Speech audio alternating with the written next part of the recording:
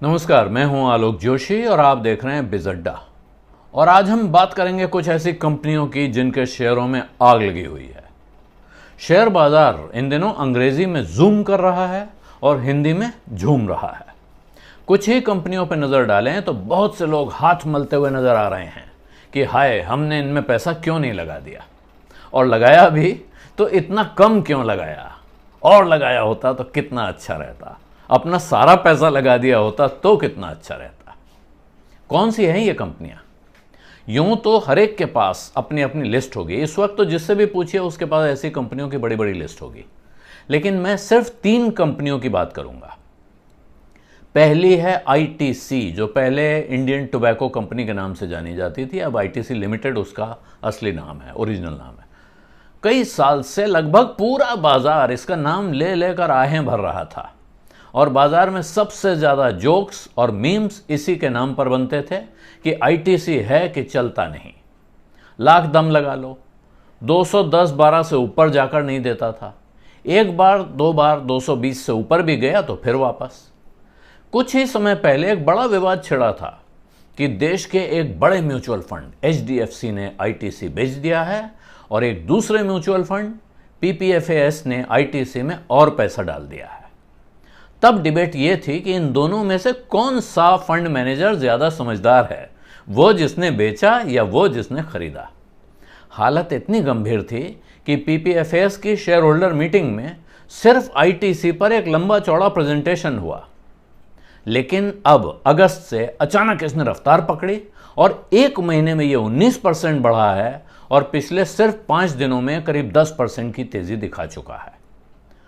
इस वक्त बाजार में खबर गर्म है, बल्कि कहें अटकल गर्म है कि आईटीसी का अमेज़न के साथ कोई बड़ा समझौता होने जा रहा है और अमेज़न इसके ई कॉमर्स कारोबार में, जो इनका ई चौपाल कारोबार है, उसमें बड़ा पैसा लगाने की तैयारी में है। अगर ऐसा हुआ तो फिर समझ लीजिए कि आईटीसी में अभी तक जो तेजी दिखी है वो सिर्फ ट्रेलर साबित होगी और फिल्म तो उसके बाद आएगी। और ऐसी दूसरी कंपनी है एवेन्यू सुपर मार्ट्स। इसको आप डी मार्ट के नाम से ज्यादा जानते हैं, डी मार्ट स्टोर्स हैं इनके। इसके प्रोमोटर राधा किशन दमानी शेयर बाजार के दिग्गज निवेशकों में गिने जाते हैं, वैल्यू इन्वेस्टर कहलाते हैं। बड़ी बड़ी कंपनियों में पैसा लगा के छोड़ देते हैं, बरसों छोड़ के रखते हैं और उस पैसे को कई गुना करते हैं। और उनकी इस रिटेल चेन की खासियत यह है कि इनके स्टोर किराए की दुकानों में नहीं चलते, बल्कि कंपनी अपनी प्रॉपर्टी खरीद कर ही वहां अपना स्टोर खोलने में यकीन रखती है। कंपनी का 75% से कुछ ही कम हिस्सा खुद दमानी के पास है, यानी लगभग 74% दमानी खुद अपने ओन करते हैं। बचता है 25% से कुछ ऊपर। इसमें से 16% देसी विदेशी इंस्टीट्यूशंस के हाथों में है और बचे हुए सिर्फ 10% के आसपास शेयर ही बाजार में घूमते रहते हैं, जिनकी खरीद बिक्री से भाव ऊपर नीचे नहीं, ऊपर से ऊपर ही जाते रहते हैं। करीब 4 साल पहले जब इस कंपनी का आईपीओ आया था तो कंपनी ने 295 से 299 का प्राइस बैंड रखा था। 299 रुपए का शेयर अलॉट हुआ, लेकिन लिस्टिंग के दिन ही यह शेयर 604 रुपए पर खुला, यानी 2 गुने से ज्यादा। और उस वक्त भी जिसने खरीद लिया, यानी एक तरफ तो बेचने वाले को मुनाफा हुआ कि साहब डबल कर लिया पैसा, जिसने खरीदा उसे लगा बहुत महंगा खरीदा, लेकिन जिसने खरीदा वो आज तक मुनाफे में ही है। एक साल में इसमें, पिछले एक साल में इसमें 171% का उछाल आया है और लिस्टिंग के बाद से अब तक, यानी इस पूरे 4 साल के पीरियड में, ये 7.5 गुना से ज्यादा बढ़ चुका है। और जिस कारोबार में ये कंपनी है, रिटेल के धंधे में, उस पर नजर रखने वालों का कहना है कि तेजी का सफर फिलहाल तो रुकने वाला नहीं है, क्योंकि भारत के, दुनिया के तमाम बड़े खिलाड़ी इसी बाजार पर नज़र रखते हैं और वो इस कारोबार में एंट्री चाहते हैं। और इसलिए जो कंपनियां यहाँ इस धंधे में चमक रही हैं उनकी वैल्यू कम नहीं होने वाली है, बढ़ेगी। कितना बढ़ेगी इसका हिसाब लगाना अभी मुश्किल है। तीसरी कंपनी है एक सरकारी कंपनी। सरकारी कंपनियां जिनसे मेरे जैसे लोग आमतौर पर दूर रहते हैं, लेकिन यह कंपनी शायद इसीलिए चमक भी रही है क्योंकि अपने कारोबार पर इसका एक छत्र राज है, मोनोपोली है, दूसरा कोई नहीं है मुकाबले में। यह है रेलवे के टिकट और ट्रेनों में खाने का इंतजाम देखने वाली कंपनी आईआरसीटीसी, यानी Indian railway catering and tourism corporation.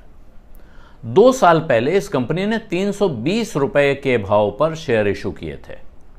Listing हुई 644 रुपए पर, यहां भी 100% से ऊपर का फायदा, और तब से फिर ये धीरे धीरे बढ़ रहा था।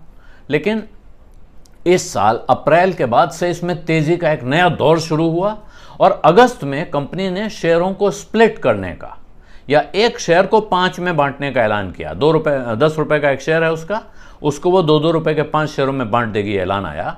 यानी आपके पास 100 शेयर हैं तो आपके पास 500 शेयर हो जाएंगे, आपके पास 10 शेयर हैं तो अब वो 50 हो जाएंगे। स्प्लिट के नाम से आमतौर पर शेयर भागता है और तभी से IRCTC के शेयर में एक तरह से बिल्कुल आग लगी हुई है, रॉकेट हो गया है। पिछले 6 महीनों में इसका शेयर 3.5 गुना हो चुका है। सिर्फ 1 महीने में इसमें 50% का उछाल आया है और आज भी जहां ये भाव है वहां से बाजार के लोग इसमें 10 से 15% उछाल तो पक्का बता रहे हैं, आपको टारगेट दे रहे हैं कि साहब यहां चल जाएगा, वहां जाएगा। इस शेयर में उछाल की एक वजह तो स्टॉक स्प्लिट का ऐलान है और दूसरा ये कि ट्रेनें धीरे धीरे खुल रही हैं और जुलाई से सितंबर के बीच इस 3 महीने के अवधि में, इस क्वार्टर में टिकट बुकिंग में 100% का उछाल आया है। रेलवे के काम में तो कंपनी की मोनोपोली है ही, लेकिन साथ ही इसने फ्लाइट के टिकट, टूर पैकेज की बुकिंग, होटल, सब तरह की चीज़ें बुक करने का काम भी शुरू कर दिया है। तो ये मानने वाले लोग भी अब बहुत होते जा रहे हैं जो कहते हैं कि जल्दी ही ये कंपनी सिर्फ बुकिंग प्लेटफॉर्म नहीं रह जाएगी बल्कि कहीं बड़ी चीज़ बनने वाली है, यानी फिर एक नए सिरे से इसका वैल्यूएशन करना पड़ेगा। तो ये रही वो 3 कंपनियां जिनके शेयरों में आग लगी हुई है। अब सवाल यह है कि क्या आप आज भी इनके शेयर खरीद सकते हैं? ये लाख टके का सवाल है, इसका जवाब देना बहुत मुश्किल है, लेकिन फिर भी मेरा जवाब है कि हाँ, आप खरीद सकते हैं।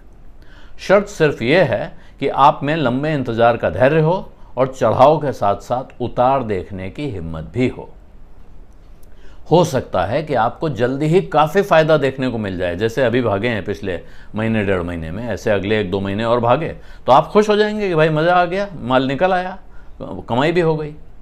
लेकिन इसका उल्टा भी हो सकता है, बाजार में ऐसा होता है।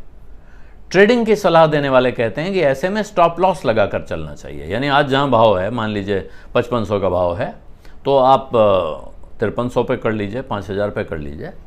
कुछ लोग कह रहे हैं IRCTC का 4900 पर एक अच्छा स्टॉप लॉस बनता है, वहाँ लगा दीजिए कि अगर उससे नीचे जाएगा तो बेच देंगे, वरना वहाँ तक आता जाता रहता है तो फिक्र नहीं करेंगे।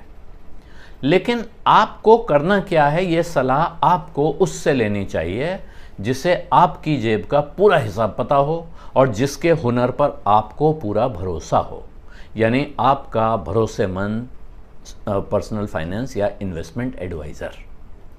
उसे ढूंढना आपके लिए शायद सबसे ज़रूरी होगा, क्योंकि वही आपका सबसे कीमती इन्वेस्टमेंट साबित होगा जब एक बार आप समझ जाएंगे कि उसकी वक़्त क्या है। बिज़ अड्डा में आज इतना ही, अब इजाज़त दीजिए। धन्यवाद, नमस्कार।